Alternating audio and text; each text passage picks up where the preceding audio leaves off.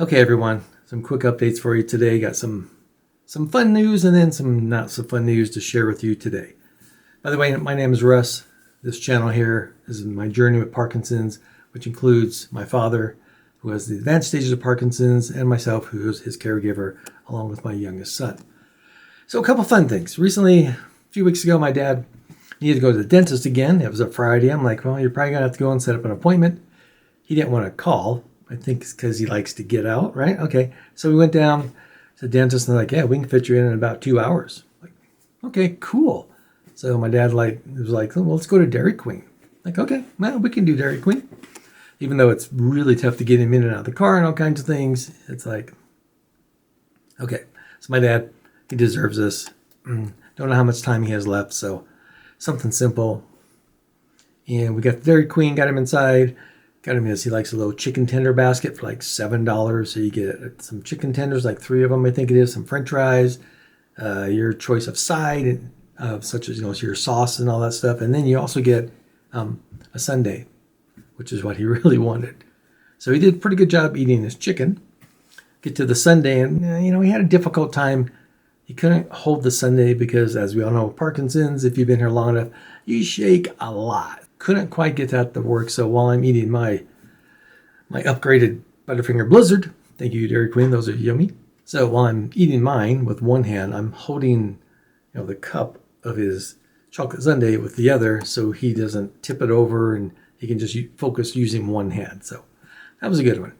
So then as we're leaving, you get a Pepsi along with this meal. So I did some refills, set him on the table, helping him get out with his walker.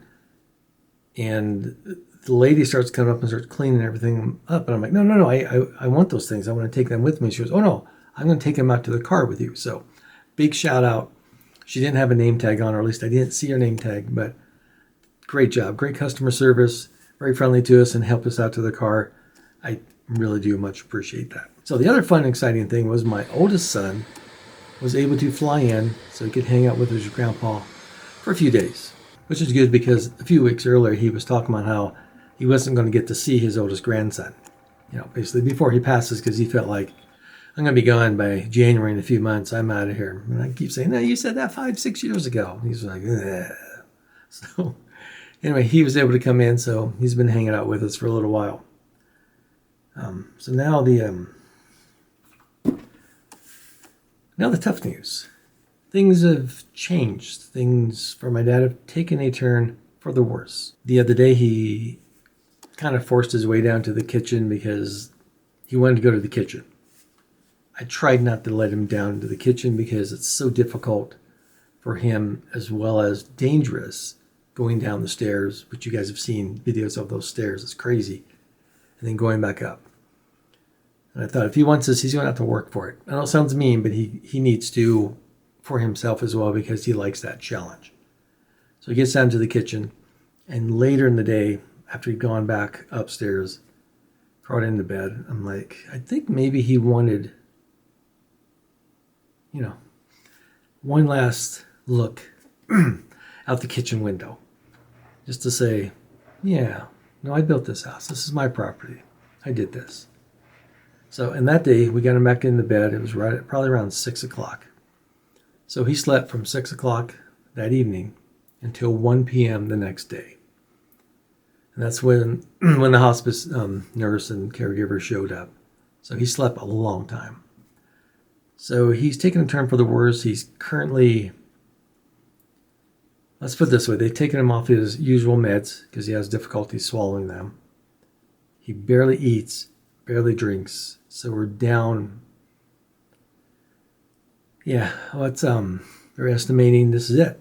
This is the end. He's headed toward the end. So it's kind of a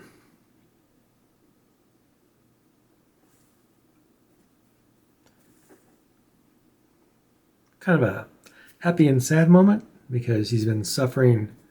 He's been suffering a while, and it looks like that suffering may be coming to an end. So now the next piece of work, got to start making some list of things that's going to have to get done. Some work ahead right now. So yeah, that's the yeah, it doesn't look like anything's going to be changing.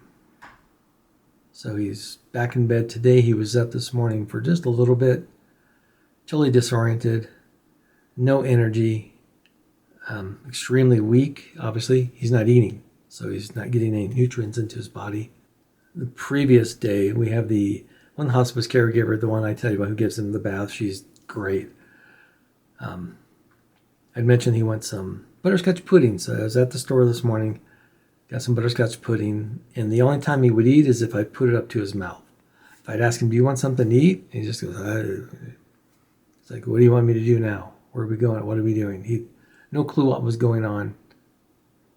And so, it's just a little pudding pack like this. He only ate maybe that much of it, so not very much.